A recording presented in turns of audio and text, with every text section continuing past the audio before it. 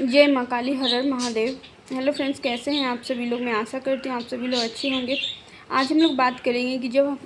हमारे परिवार में किसी के ऊपर सवारी आती है, कोई ऊर्जा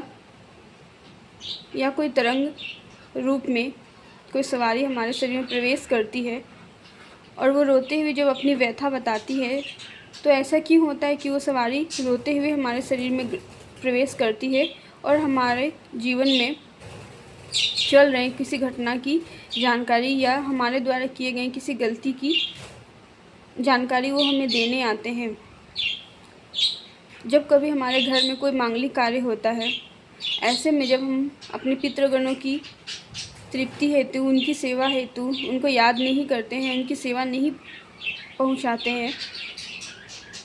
और बिना उनके स्मरण किए, उनका आशीर्वाद प्राप्त किए यदि हम लोग किसी भी प्रकार के मांगलिक शुभ कार्य करते हैं, तो ऐसे में परिवार के किसी सदस्य के ऊपर हमारे पितरों की सवारी आ जाती है और वो अपनी मन की पीड़ा को व्यक्त करती है। तो ऐसे में जब भी कभी किसी मनुष्य के शरीर में कोई सवारी आती है तो वो रोती है, तो वो जो सवारी रोने लगती है, रो कर के अपनी व्यथा बताती है, हमें अपना संदेश देती है। तो ऐसी सवारी रोकर ही किसी के शरीर को ग्रहण, किसी के शरीर में प्रवेश करती है और हमें अपना संदेश देती है। कभी कभी जब हमारे जीवन में हम कुल देवी देवता की सेवा नहीं कर रहे होते हैं, तो हमारे कुल देवी देवता नाराज़ होते हैं और जब हम लोग कुल देवी देवता की पूजा करना छोड़ देते हैं, उनके नाम का जोत जलाना छोड़ देते हैं या उनके नाम का भोग हम लोग नहीं निकालते हैं, उनकी सेवा छोड़ देते हैं, तो ऐसे में भी पितृ नाराज़ हो जाते हैं। और जब पितृ अपना संदेश हमें देने आते हैं, हमारे पूर्वजों द्वारा किए गए जो भी कुल देवी देवता के प्रति उनका सेवा होता है और वो सेवा जब हमारे वंश परंपरा में लगातार नहीं चलता है, तो ऐसे में पितृगण नाराज़ हो जाते हैं और हमारे शरीर में किसी न किसी के शरीर में प्रवेश करते हैं और उस शरीर के माध्यम से हमें ये जानकारी देते हैं और हमारी गलतियों को बताते हैं कि हमने अपनी कुल देवी देवता की सेवा को छोड़ रखी है और हमें उनकी सेवा को नियमित रूप से करना चाहिए। ऐसी चीज़ों की भी जानकारी पितरों के माध्यम से जब हमें प्राप्त होती है, तो पितृ देवी देवता जब हमारे शरीर में आते हैं, तो ऐसे में वो रोते हुए ही आते हैं और हमें ऐसी चीज़ों की जानकारी देते हैं। कभी कभी जब हमारे घर में किसी की अकाल मृत्यु हो जाती है, तो ऐसे में भी ऐसी जो पितृगण होते हैं, ऐसी जो आत्माएं होती है, वो भटकती रहती है क्योंकि उनको तो मोक्ष प्राप्त होता नहीं है और वो जीवन में मुक्ति पाने के लिए इधर उधर भटकते हैं। और तो ऐसे में परिवार के किसी सदस्य के शरीर में वो प्रवेश करते हैं और रोते हुए अपनी व्यथा को बताते हैं। तो ऐसे में भी कभी कभी किसी के शरीर में जब सवारी की प्राप्ति होती है, सवारी आती है, तो वो रोते हुए ही आती है क्योंकि उनके साथ हो रहे कष्ट, उनके साथ हो रहे तकलीफ़ों को वो बताना चाहते हैं और किसी न किसी को माध्यम बनाकर वो अपनी इन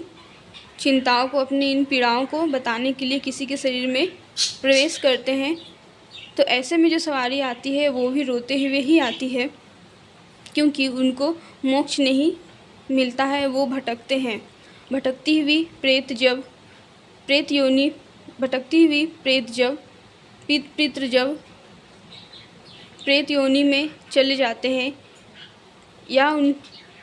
वो भटकते हुए रहते हैं, तो ऐसे में भी वो परिवार के किसी सदस्य के शरीर में प्रवेश करके उनके माध्यम से अपनी व्यथा को बताते हैं।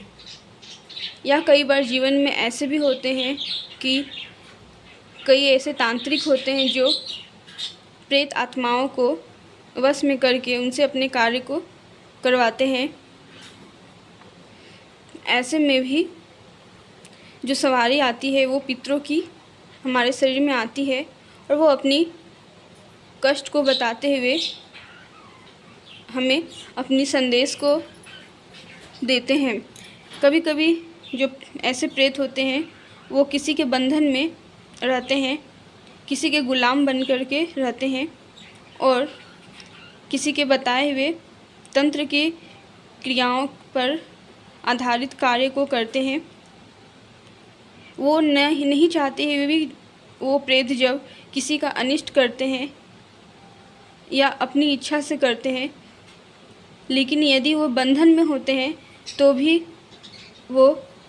अपनी व्यथा बताते हैं। तो ऐसे में हमारे परिवार के पितृगण होते हैं, वो रोते हुए आते हैं और ऐसी बातों की जानकारी वो हमें देना चाहते हैं।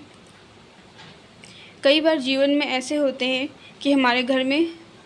कोई नकारात्मक शक्तियों का वास होने लगता है और ये कई वर्षों से होने के बाद वो जो प्रेत होते हैं, वो जो नकारात्मक शक्तियाँ होती है, वो हमारे शरीर में प्रवेश करती है और वो अपनी सेवा प्राप्त करने के लिए हमारे शरीर में प्रवेश करती है और नकारात्मक शक्ति देवी देवता के नाम का ढोंग करते हुए हमें भ्रमित करते हैं और अपने सेवा पाने के लिए, भोग को पाने के लिए, अपनी सेवा करवाने के लिए किसी के शरीर में प्रवेश करते हैं और हमें कभी भी किसी अच्छी चीज़ की जानकारी नहीं देते हैं। हमारे जीवन में चल रहे हैं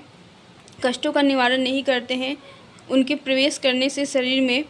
हमारे जीवन में और उथल पुथल मचने लगती है, संकटों का जीवन में आना शुरू होने लगता है। तो ऐसे भी कई नकारात्मक शक्तियाँ जब हमारे शरीर में प्रवेश करती है और सवारी के रूप में जब हमारे शरीर में आती है तो वो रोते हुए ही आएगी, क्योंकि वो एक गलत शक्ति होती है, गलत ऊर्जा होती है जो हमारे शरीर को जकड़े हुए रहती है। कभी कभी जब हम अपने जीवन में देवी देवता की सेवा करते हैं, उनकी सवारी प्राप्त करना चाहते हैं, तो ऐसे में ये जो प्रेत होते हैं उनके नाम का नाम लेकर के हमारे शरीर में प्रवेश करते हैं और सेवा ग्रहण करते हैं और अपनी ऊर्जाओं को बढ़ाते हैं। तो ऐसे भी सवारी जब आती है वो हमारा अनिष्ट करने के लिए ही आती है और हमारे जीवन में उनके आने से बहुत से कष्टों का आना शुरू होने लगता है। तो कई बार जीवन में हमारे शरीर में जब कोई शक्ति या कोई सवारी प्रवेश करती है तो वो